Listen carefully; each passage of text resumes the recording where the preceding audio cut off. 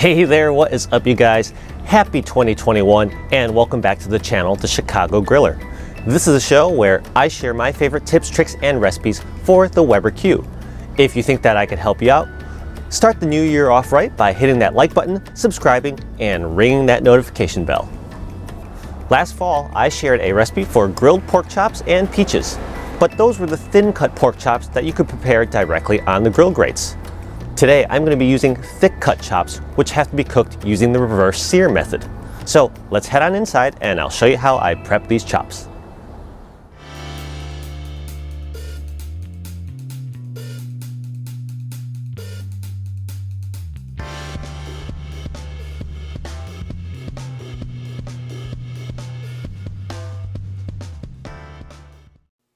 In my kitchen today, I have these two 1-pound bone-in pork chops. These are the thick cut variety, and as you can see, they are about 1.5 inches thick. That's 4 centimeters in metric.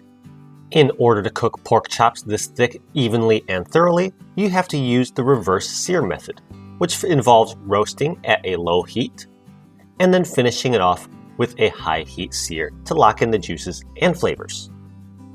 But before we get to that process, let's first prepare these chops. First thing we're going to do is we are going to grab a paper towel and pat the pork chops dry.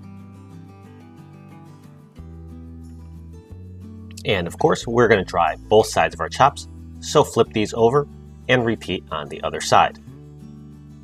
Once you have your chops dried off, we are ready to lightly season. To begin, I am going to hit this with a little bit of salt and a little bit of pepper.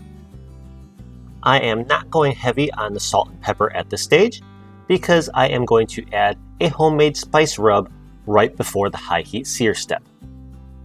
Anyways, pat the salt and pepper into the surface of each pork chop, flip them over, and repeat on the second side.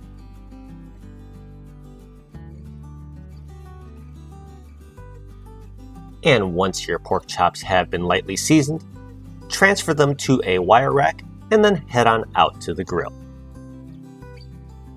And out here on my patio today, I have been preheating my Weber Q to a low heat. My pork chops have been transferred onto a roasting rack lined with an aluminum foil heat shield.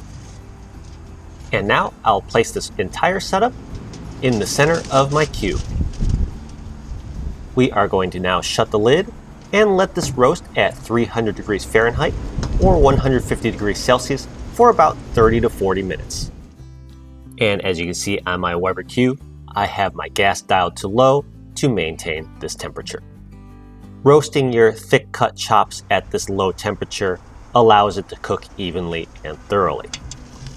And after about 30 minutes, you want to start temperature checking your pork chops so that you don't overcook them. Pork chops are considered done and safe to eat at about 145 degrees Fahrenheit. That's 63 degrees Celsius.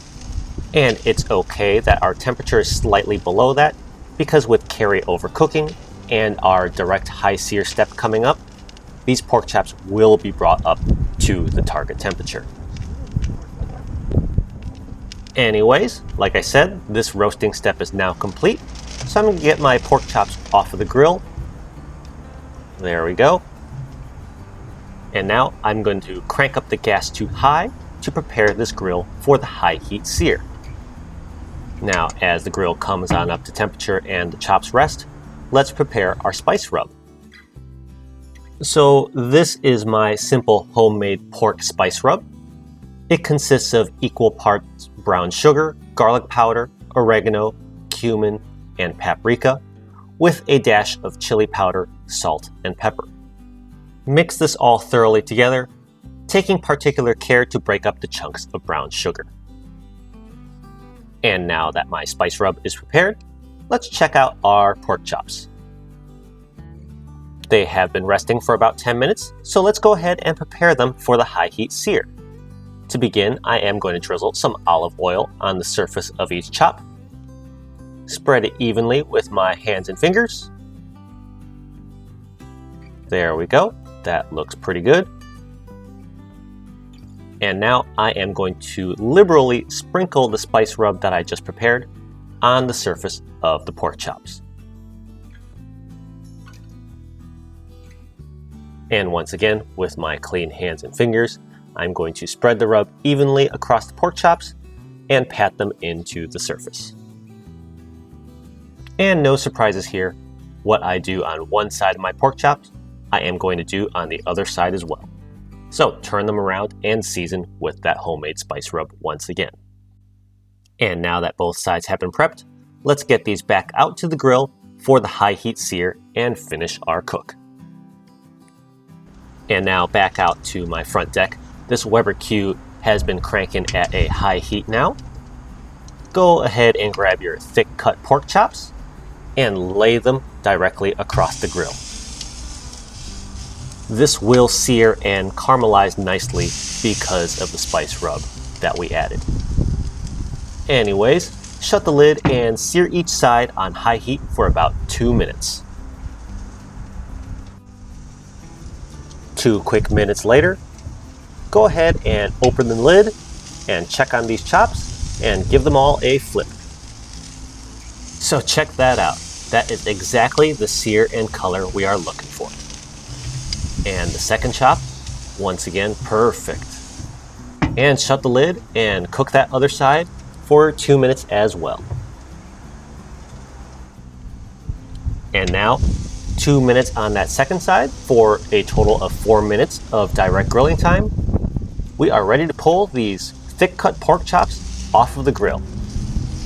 Now, the great thing about the reverse sear technique is you can serve these immediately.